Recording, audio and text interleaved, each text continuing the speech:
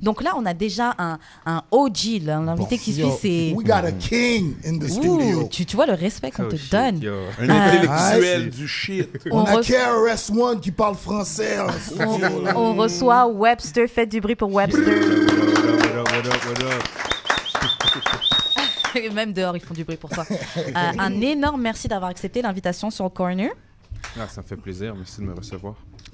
Entre un passage à tout le pas monde, ta en première- parle et Télé-Québec. Merci d'être Merci d'avoir ouais, glissé c'est un vrai. petit... C'est family, C'est pas ta là. première fois? Ici, oui, bro. Non, mais je veux dire, sur le corner, t'étais pas venu. Sur le corner, first time. Ouais, ouais. First time? Et en fait, nous, on l'a déjà reçu souvent là, dans nos différentes Yeah. émissions à travers les années, mais sur le Yeah. corner, Je pensais qu'on First l'avait time. déjà reçu. Je crois que... Non, j'avais une invitation, mais je pouvais pas. Ah, ok. ouais.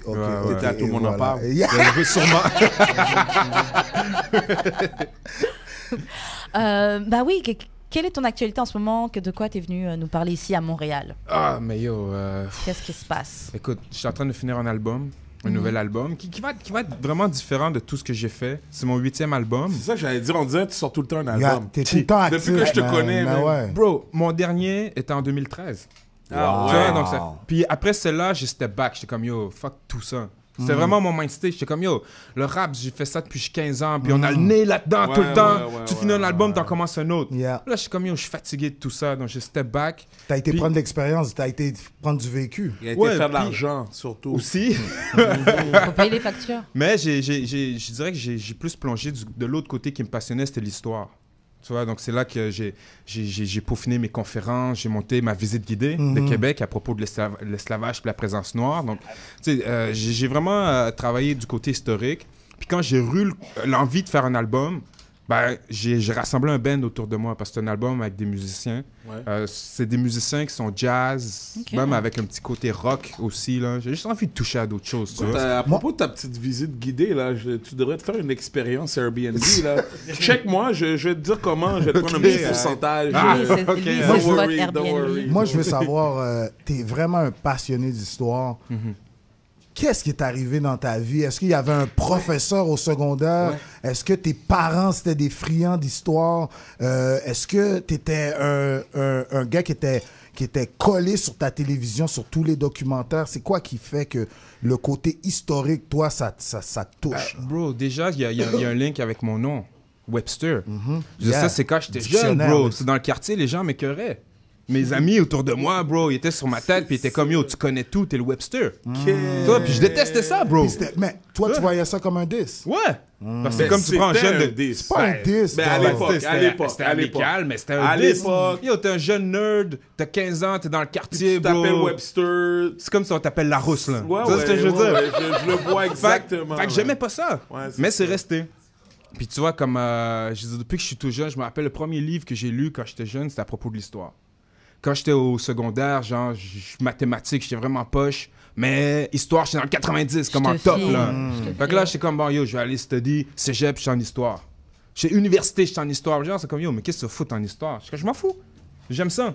Mais, les gens disent qu'est-ce que tu vas aller foutre en histoire parce qu'ils se demandent quel genre de job, comment tu peux rendre ça Exact. financier. Mais toi, tu as Exact. vraiment amené ça. Oui, puis- tu l'as rendu financier pour toi. Oui, puis dans mon esprit aussi, c'est parce que je voulais devenir rappeur. Tu vois, j'étudiais juste pour aller chercher mon papier, puis je savais qu'est-ce que je voulais faire. Mais mon déclencheur, c'est que j'étais dans mes cours d'histoire, puis c'est après que je suis tombé sur des informations, comme j'apprends que le premier Africain à vivre à Québec arrive en 1629. Tu comprends? Puis je suis comme, yo, fuck, pourquoi on m'a pas À parlé de ça? Québec? À Ah, Québec, ouais, bro. ouais, ouais. 1629, Montréal n'existait pas. Tous ces montréalocentristes, là. Montréal n'était pas là encore, bro. 1629, Olivier le Jeune arrive ici, premier esclave qui appartenait à Guillaume Couillard. Et qui est l'ancêtre de Philippe Couillard. Tu vois ce que je veux dire? Pour de Il venait vrai, de où, le jeune? Est-ce que c'est- Il venait de Madagascar. C'est vraiment Ben oui, Couillard. lignée directe. Oui, oui, oui, on en a Couillard. parlé même. J'en ai parlé avec le... Ouais, ouais, on a parlé déjà souvent. Avec Dude. Écoute, moi, ça fait depuis que t'as, comme tu dis, là, t'as commencé à 16 ans, puis écoute, tu faisais de la musique, tout ça. Moi, nous, on était journalistes, moi, puis, en tout cas, surtout moi. hein, Ta peut-être pas gueule. Puis, tu sais, on t'a vu, là, nous, on t'a vu, là, depuis que t'as comme 12 ans, là, t'avais même pas de barbe encore, là, tu sais. Là, à un moment donné, on t'entend que t'es en histoire, là, puis là, moi, c'est vraiment là que j'ai vraiment accroché, pas que j'ai pas accroché cette carrière de chanteur, de rapper, mais c'est vraiment quand j'ai commencé à t'entendre parler d'esclaves. Puis la première fois, effectivement, là, que je t'ai entendu dire que Couillard avait un esclave back in the days à Québec, là. Je pensais que c'était à Montréal, mais bon. Mais à Québec, c'est vraiment là que j'ai accroché, puis que j'ai commencé à un peu m'intéresser. Puis j'ai découvert Marie-Angélique, là, qui a une plaque dans le Vieux-Montréal. Ouais. J'ai googlé ça. Je comprends que tu as beaucoup aimé l'histoire. Comment tu as switché à un moment donné? Parce que toi, tu t'es beaucoup intéressé là, à tout ce qui est black au Québec. Comment ça... Puis où est-ce que tu trouves toutes ces informations-là aussi? Bon, premièrement, mon intérêt vient du fait que ici, quand on veut parler d'histoire noire, notre référence, c'est les États-Unis.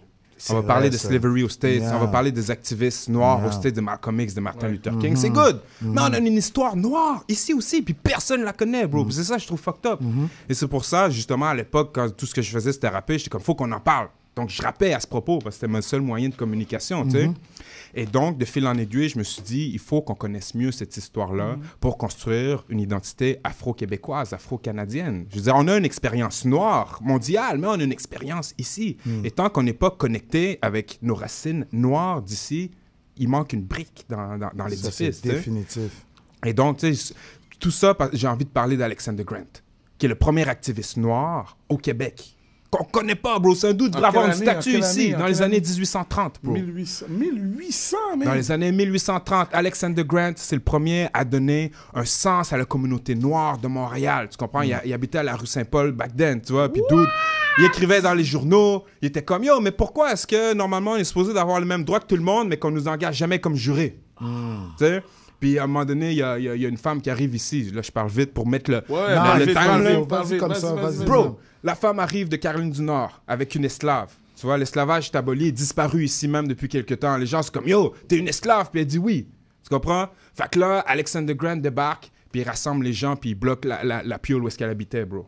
La communauté noire de Montréal entoure la piole. Personne ne peut sortir. Attends, quelle rue, man? Je sais pas c'est où. Dans le Vieux-Montréal de maintenant? C'est ça, dans le coin. Dans le coin du Vieux-Montréal. Okay. Yo, il y a un riot, tu vois ce que je veux dire? Yeah! Les gens sont arrêtés. Oh, shit! Alexander Grant est arrêté. Il est libéré. Tu vois, c'est comme il n'y a pas de preuves ni rien. Et il y a eu un scuffle avec un juge. Le juge qui a fondé le collège des médecins ici à Montréal. Wow. Ils vont en cours et le juge est condamné, bro. Le juge est condamné pour assaut sur Alexander Grant. Ouais. Wow. Puis Alexander Grant meurt genre dans un accident tragique en 1838. Puis dans le journal, c'est écrit « Alexander Grant était un homme de couleur, mais respectable. » Mais... On parle de Grant. De qui tu pourrais nous parler encore rapidement? Ben yo, tu parlais de Marie-Joseph Angélique. Ouais. Ben, quand elle s'est fait exécuter, son bourreau, c'était un esclave noir. Oh, qui s'appelait Mathieu Léveillé. Et ça l'a foutu dans une dépression pendant longtemps, le gars, bro. Ouais. Pendant 8 ans. Tu vois, lui habitait à Québec, c'était le bourreau pour toute la Nouvelle-France, Québec, Trois-Rivières, etc. Lui, il se déplaçait de ville en ville pour aller... Pour tuer les gens, où ils amenaient les gens là-bas. Mais il y a d'autres choses dont je veux parler, parce qu'on parle beaucoup d'esclavage. Mais ici, comment les gens résistaient à l'esclavage? C'était la fuite. Ouais. Les gens fuyaient. Donc, tu ouvres le journal, tu avais des esclaves avant, puis tu avais des esclaves en fuite, tu vois. Dans quel journal? La Gazette de Québec, la Gazette de Montréal. Non, Goofy pensait que tu allais dire le journal de Montréal. Qu'est-ce qu'on va faire de Goofy? Qu'est-ce qu'on va faire de toi, Goofy? Si ça avait existé back then, il l'aurait eu, tu vois. Mais c'est fucked up parce que tu ouvres le journal et c'est écrit « To be sold ». « Healthy Negro boy about 15 years of age ». En quelle année? 1767. OK, wow. Ça fait quand même longtemps, mais bon, you know.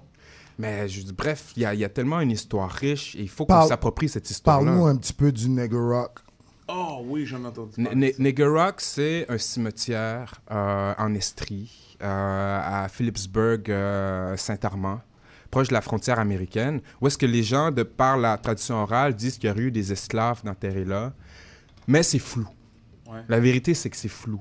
On ne sait pas vraiment qu'est-ce qui s'est passé. Peut-être que c'était des Noirs libres qui ont été enterrés ici. C'est sur un terrain privé. Je dirais, il y a beaucoup de zones. Je suis déjà allé. J'ai déjà rencontré le gars qui est le gardien du cimetière. Puis juste l'histoire que le gars il raconte, c'est une histoire riche, une histoire vraiment enrichissante. Mais que tu dises que c'est flou, ça, j'ai jamais su ça.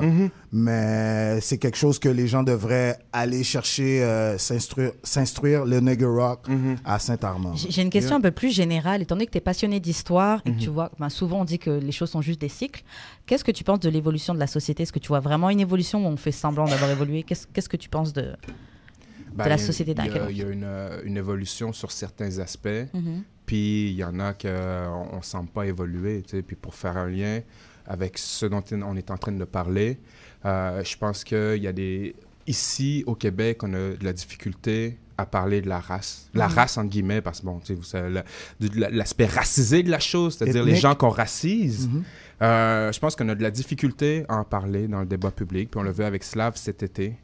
Je pense que c'est quelque chose qu'on doit mettre sur la table aussi, que les gens puissent le comprendre, puis mieux l'insérer dans notre histoire aussi, et dans notre présent. Je parle d'histoire, mais notre présent aussi, parce qu'il est grand temps qu'on fasse disons, un ménage, une plus grande place, plus d'inclusion, que ce soit au cinéma, que ce soit à la télé, que ce soit sur les planches. Je veux dire, comment est-ce que toutes nos générations, on a grandi ici sans se voir à la télé, sans se voir sur les planches, à nulle part? C'est pour ça que je regarde plus la télé. Mais ça fait 15 ans facilement que je regarde plus la télé, parce que je comprends pas comment ça se fait que on se reconnaît pas encore dans... Mais toi, le truc, c'est sûr, c'est qu'il y a plein de choses qui sont passées avant, on parle du passé, etc. Là, mais en fait, je pense que l'enjeu que beaucoup de personnes comprennent pas ou prennent pas en compte, c'est que c'est juste que c'est à nous, là, les gens qui sont là, vivants actuellement, c'est à nous de faire le travail pour changer les choses. Ce qui s'est passé, c'est passé, mais on peut des émissions comme changer. Sur le Corner, you know. Ouais, tu peux le dire. Les choses. Mais la vérité, oui.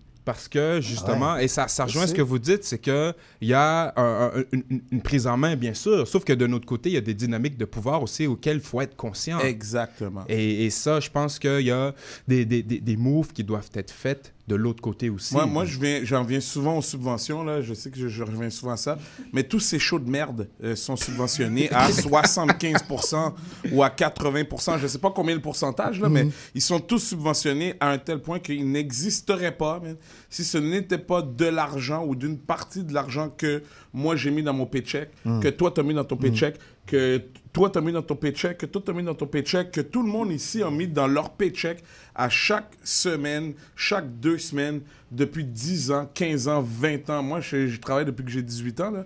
Puis de voir aucun black, man. Moi, je dis des blacks, mais quand je dis black, je veux dire des blacks, des arabes visiblement arabes, des chinois visiblement jaunes, des hindous avec les cheveux, puis la barbe, puis le turban. C'est le fait d'en voir pas trop, zéro, là. Tu sais, comme t'ouvres la télé québécoise francophone, la télé québécoise anglophone, c'est déjà très popé, man. Mais pourquoi dans la télévision ou dans l'art général francophone québécois, je parle de théâtre, peut-être un peu moins théâtre, là. Je vois Didier Lucien, il fait un gros cob, là, de ce temps-ci. Mais à part peut-être moins le théâtre, mais la télé, les arts et spectacles, le chant, la musique, les subventions musicales, les subventions de production, de télé. Yo, ta question est longue. Ouais, le temps, il passe là. Depuis tout à l'heure, il passe, je regarde le temps qui passe. We get the point. Vas-y, si tu veux élaborer. Non, mais je suis d'accord. Bro. Ouais. OK, c'est bon. On va parler un peu moi, je veux savoir, tu travailles sur un livre présentement. Ouais. Est-ce que tu vas en parler ou c'est secret? Ouais, ben, bro, c'est un livre sur les techniques d'écriture. C'est-à-dire comment est-ce qu'on écrit un texte de rap, les procédés littéraires dans le hip-hop. C'est un genre de manuel, si on veut, avec un côté un peu biographique, parce que je raconte nos parcours. Tu comprends? Parce qu'on a tous un peu sensiblement le même parcours, les baby boomers de rap keb, là. C'est ça. Je veux dire, on vieillit. Donc, je raconte un peu comment est-ce qu'on est venu à toucher le rap, à faire du rap. Puis, il y a un côté analyse de texte aussi. C'est-à-dire que je break down mes textes. Je suis comme, yo, ça, je veux dire ça, mais j'utilise ce mot-là parce que ça fait référence à ça, puis ça, puis ça. Donc, ça va sortir cet hiver. Et on va parler un petit peu musique. Parle-nous de ton featuring avec Mariem, Everyday. Everyday. Parle-nous un petit peu comment ça s'est fait, qu'est-ce qui se passe niveau musique. Écoute, c'est la sis. Ouais, c'est ma soeur. C'est la sister. Elle peut nous en parler. On fait des chansons ensemble depuis qu'il est en âge de chanter. Là. Donc, Everyday, c'est moi au début qui chantais le refrain. OK. Puis, je l'ai chanté. Puis j'étais comme, elle a vraiment réalisé que t'avais pas la voix. Non, j'ai réalisé. Puis je suis allé la chercher. Mais le pire, c'est qu'au début, ça, c'était un beat de Claude Bégin. Okay. Tu vois, qui m'avait filé.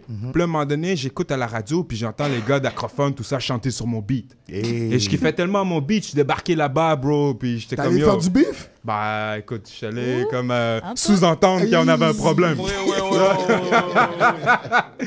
Et puis, finalement, j'ai gardé le beat, puis j'ai regardé le même beat, bro. J'avais déjà le refrain depuis. J'étais comme, yo, t'es en train de me gâcher mon truc que je fais le temps, là.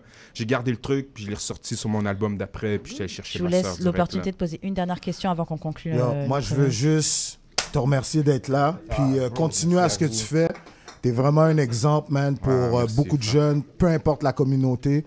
Puis continue ta présence. Toi et ta sœur, vous faites une bonne job, man. Sérieux, man. Vous représentez vraiment bien. Puis si jamais on veut te rejoindre, comment on fait pour rejoindre Webster? Il y a mon site internet, websterls.com, mon Facebook, websterls. Je suis pas un gros updater, là. C'est vraiment mon weakness, c'est les réseaux sociaux, bro. Fait que, ouais, Instagram, ma copine m'a forcé d'être sur Instagram. Wow, bienvenue en 2018. Bro. Bienvenue. Yo, en tout cas, ça m'avait le temps, je vous raconterai comment c'est venu, mais tout ça pour dire que, yo, je suis joignable. Check me out ou googlez-moi, bro. Merci beaucoup pour ton temps. Ciao,